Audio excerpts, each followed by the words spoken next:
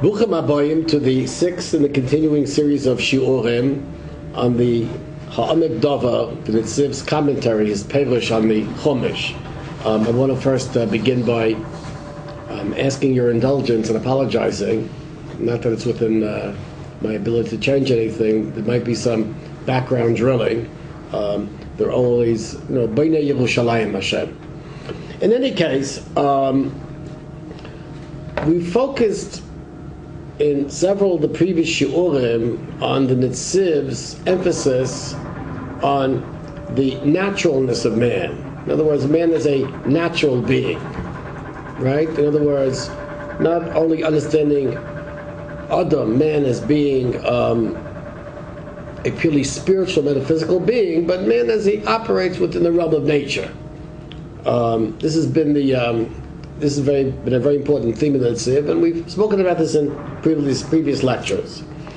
The Netziv actually goes into the natural versus what we might call the metaphysical aspect of man explicitly, at the very end of the first perek, the first chapter in Bereshis. So in Perek Aleph, Pasuk Chavav, chapter 1, verse 26. Right? It says Elokim, let us make man b'tzalmenu kidmusenu, in our image. And of course this is a very loose translation, but in any case the Netziv notes that the Nase Adam clearly implies that there's a notion, there's a concept of man before the act of creation. In other words, there's a name of man before creation. Nasa Adam, let us make man. It doesn't say in this pasuk that HaKadosh Baruch Hu calls man Adam, right? The name of man is already assumed in an a priori manner. Nonetheless, we see later on in the Chumash, in Parakeh, pasuk Beis, Zachar u'nekeva ba'om, Kadosh Baruch Hu created them, referring to Adam and Chava, Zachar Nekeva, male and female. Vayivorech Oisam, and he blessed them. Vayikra Shemam Adam, he called their name Adam, B'yom Hibara, the day that they were created. So in other words, later on in Parakeh, Pasuk Beis, there the Chumash tells us explicitly that Adam was a name given to man, right, during the act of creation. That is this a priori known name before the act of creation. So the Netziv points out this seeming contradiction, and once again we're back to Perek Aleph Pasuk Chavav. Lo yimar Hashem nasa nefesh chaya kidmusenu. Doesn't say let's make a nefesh chaya kidmusenu, which means we begin with that which was already a nefesh chaya. Now we're going to create an Adam. V'chakach yikar Adam, and after that it should be called Adam, like it says in Parakeh Pasuk Beis, Avaloshan Nasa Adam Mashmosh Ain't Tzorch L'Kriyas Shem. In other words, we don't have to.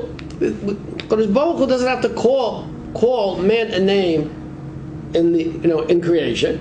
El Tchunasa Meriku Adam. I mean, the Netziv says a little bit different than I said. In other words, it's clear. Well, maybe not. In other words, basically, Tchunasa Meriku Adam means that the name is already assumed. There's no need to call the name. He is what he is, a priori. So, says the Netziv, so why is there a need for Kadosh Baruch Hu to call them Adam? It's just like in every part of nature, right? We see that Kadosh Baruch Hu gives a name, so too, man is no different than any other part of the natural world and has to be given a name. So it says that man is separate or distinct from all species, from all creations. In other words, every man, right, operates, let's say, operates within one scheme, one purpose, right? Every man somehow has its own nature, its own law. But man operates in two dimensions. In other words, there are two aspects of man, two facets of his existence. One aspect of man is that he connects, right? He's connected with HaKadosh Baruch Hu, with God. This is called the angelic aspect of man. Man exists in continuous connection with God. But the second aspect of man, that man operates, actually, the Netziv says medini, meaning he's political. In other words, man is has to operate practically within the realm of nature, politically, biologically, sociologically. In other words, even though a man,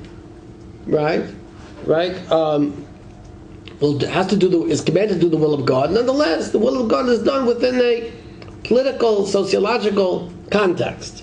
But when man does the will of God, he's not acting as an angel, which he is, in which he's connected with God, but connected directly with God. But rather, man operates within a natural, political, sociological context. In other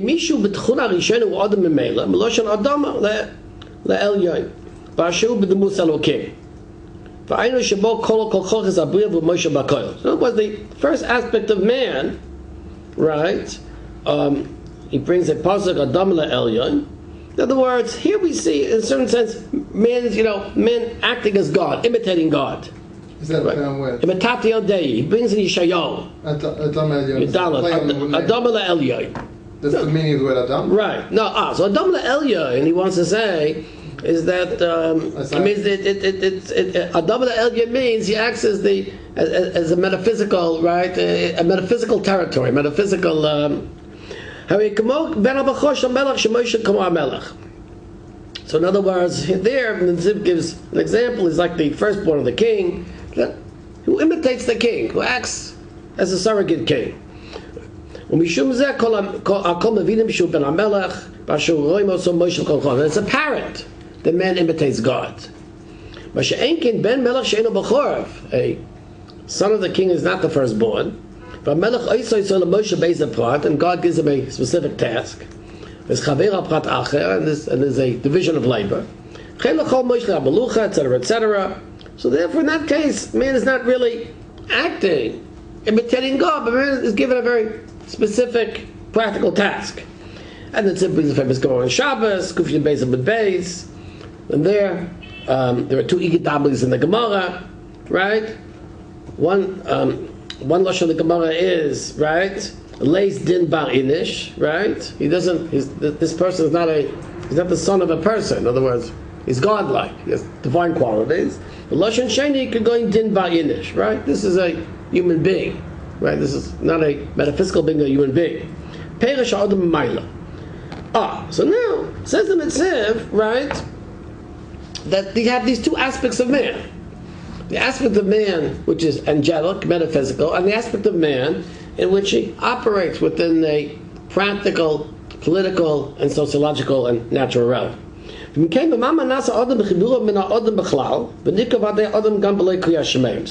in Bereshis Aleph,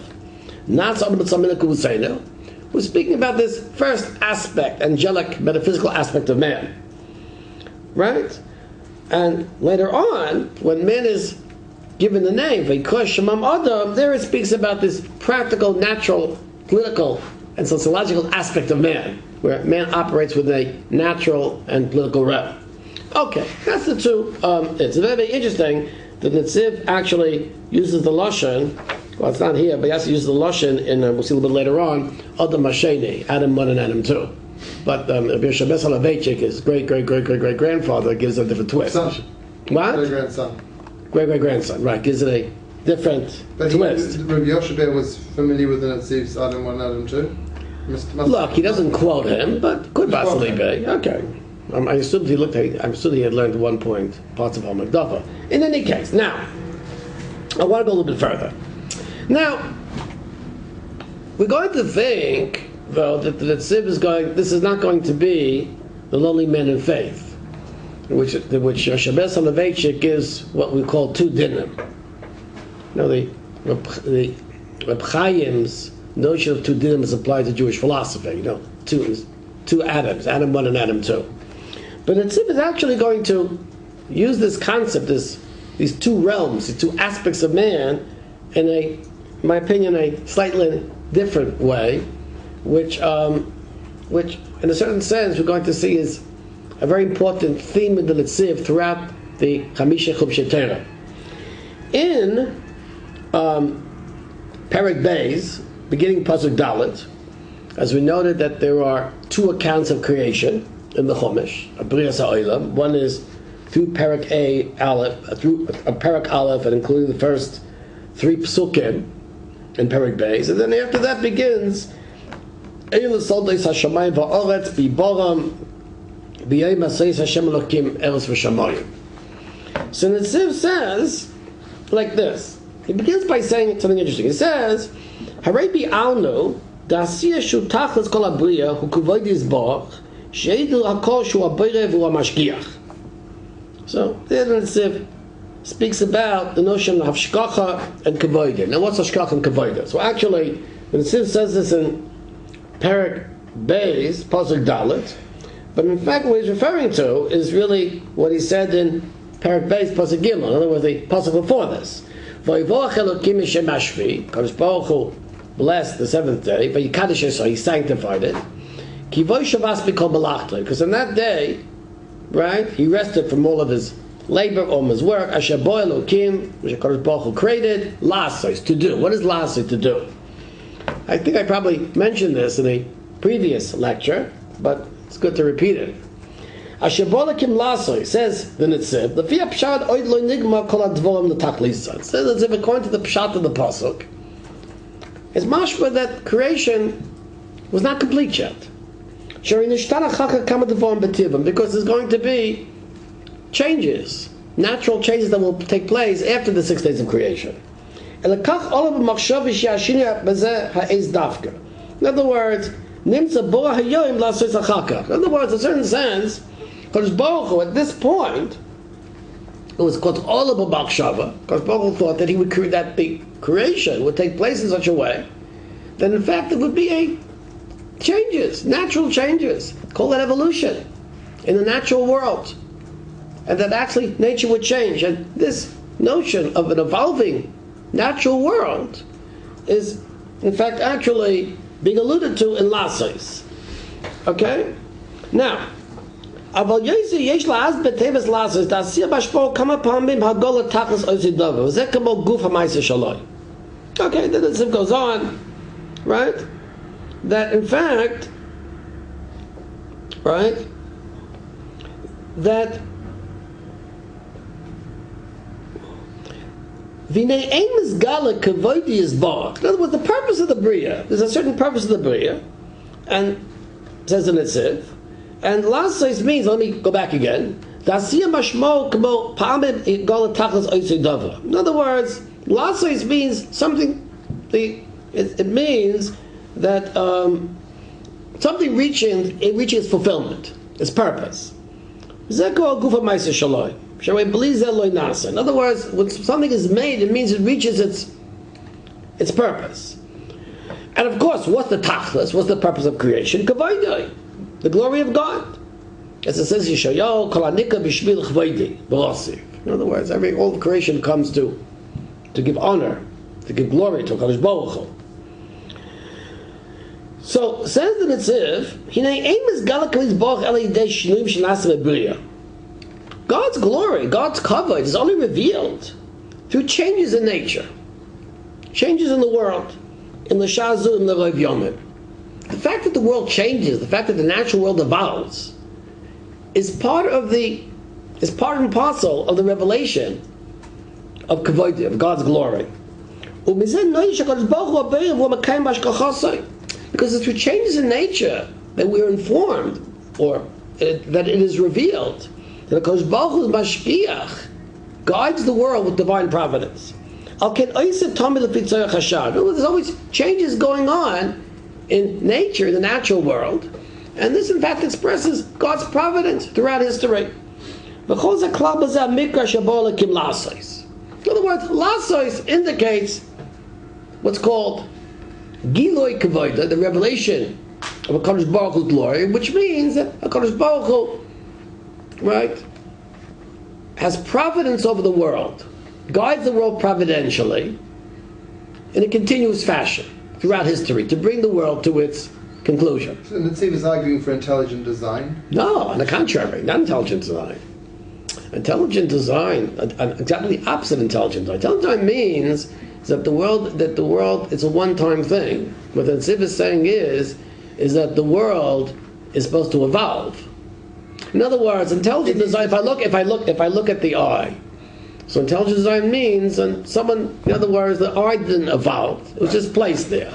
But Netziv is going to say that the eye evolved through the evolution, not through natural selection, though, through divine selection. It doesn't make a difference, though. Kadosh Baruch Hu, all of B'Machshava means that that's what Kadosh Baruch Hu, everything is always with God's B'Machshava. But the way in which it expresses itself in the world is through evolution.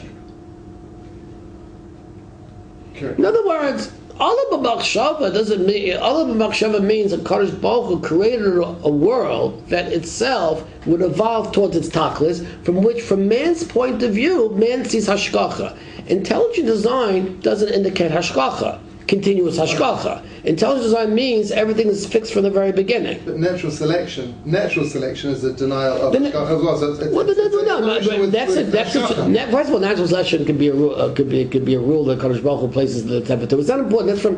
I think you're confusing from the God point of view and our point of view. The Netziv created a world that when man looks at the world and man sees the world changing, man sees continual hashgacha. Oh.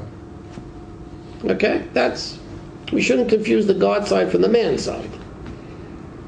But that's what Netziv is saying, and that's called Gilui Kavoda. Intelligent design means that there's no hashgacha. In fact, intelligent design is a type of deism. It means that you don't need, God is not active in the historical biological process. I want to hammer this point. Very, very important. You understand what I'm saying? In other words, intelligent design is kfira.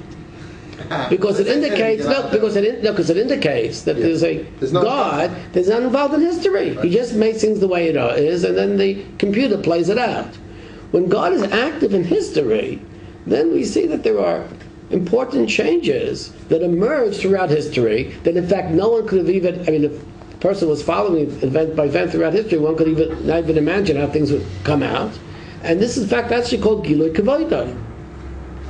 The fact that popular opinion says the opposite is just an expression of ignorance. Okay, now, why did we go into this?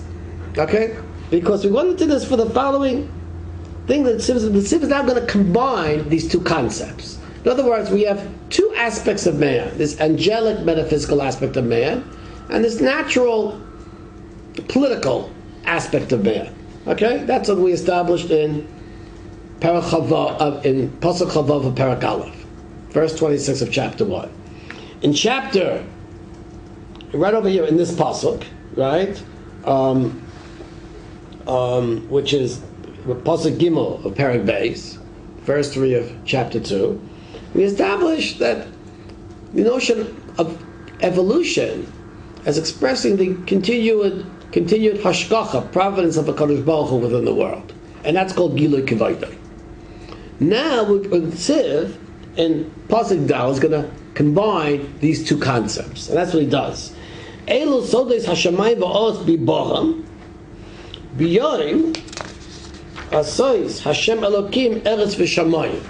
Says the Netziv, Pasuk Daled, Harei bi'arnu, we've explained, the asiyah shu tachlis kol abriya, hu kavoda yisborach. And with asiyah, which is the aspect of creation which expresses the world as coming to its final state, its purpose, that's called kavoda. Why is that called kavoda? Shiyadu hakol shehu rabbeirav hu hamashkiach. In other words, since I've already explained, that's in the previous pasuk, that when the world changes and evolves and moves towards a perfected state, an ultimate state, this is an expression of a Kadosh Baruch Hu's hashkacha, providential involvement in the world. That's the purpose of creation. שקדוש ברוך הוא יושב בשמיים כביכול ודן כל פרטי הארץ. קדוש ברוך הוא כביכול sits בשמיים and judges continuously every detail in the world. Okay, now, הנה כבר נסבר, it's already been explained, שהאדם יש בו שתי תכונות, that there's two aspects of man. Either the Netziv is going to combine these two concepts, but I'm going to put a little bit of a twist on it. I think this is what the Netziv means to say, but we're going to put a twist on it. One aspect of man is this angelic aspect. Right? Man operates as a metaphysical being. Man is practical, political. But the fact that we need these two aspects of man to bring the world to its purpose, which means what? Right? That in fact actually the Netziv here is introducing a notion of human progress, human evolution. Man evolves, right? Man's evolution brings the world to its purpose. Says in Netziv, if man still lived on the level of Adam Arishim, there wouldn't be Schava Einish, which means there wouldn't be Hashkafa, there wouldn't be reward and punishment. If that's true, we wouldn't see God, Kadosh Baruch Hu, acting ethically in the world to either reward or to punish man. It's only man's role as a natural, political, sociological creation, right? Do we see HaKadosh Baruch Hu's glory revealed, which means, glory means his hashkafa, God's providence. So therefore, just let man be practical. Just let man be practical. Why is there a need for an angelic notion of man? I think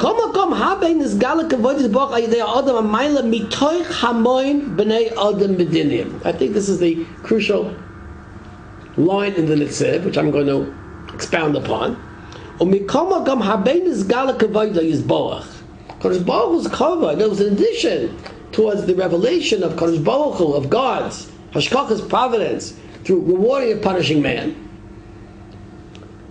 Nonetheless, there's also another Gilui Kavod, revelation of God's, we call honor. The ascension of man, through the multitude of political people. In other words, man rises, man ascends. I don't say man evolves, but this is the notion of what's called human progress. Says the Netziv, and I think this is really what the Netziv means to say. Namely, is that according to the Netziv,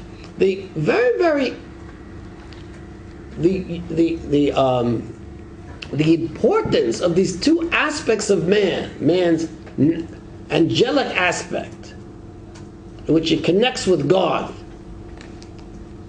and in a permanent, on a metaphysical level, and man's practical, political involvement in the mundane world. In fact, it is what I would call the dialectic between the two that in fact serves the purpose of human progress, man's ethical and spiritual ascension. And through that, we also have what's called Gilui Kavod. In other words, just like the world, when Netziv is introducing a new notion, the concept of Hashkafa, of providence. Not only does providence act in terms of reward and punishment, but providence acts in evolving man, that man reaches higher levels of apprehension, higher levels perhaps of ethics. And by so doing, not only is revealed the providential, I don't call it hand of God, the direction of God within the biological world, but what's revealed is the providential guidance of God in the affairs of man. God, HaKadosh Baruch Hu, brings man to a higher level of spirituality and ethics. And this is, in fact, the Netziv's important, I would call it chidush, here, in these psukim, which is very, very much going to be an important basis of a lot of what he says in the rest of the Ha'amad Dava.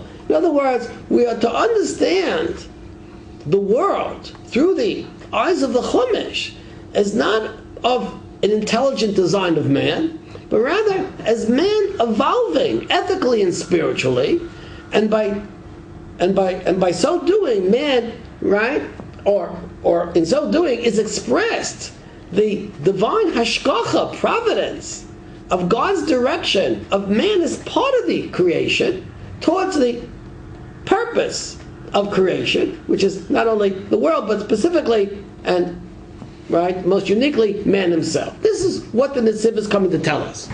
So we have over here a very, very interesting thing, and I think that the Netziv is going beyond Yeshabet. Well, let's put it this way: we actually have here the lonely man of faith, and we also have the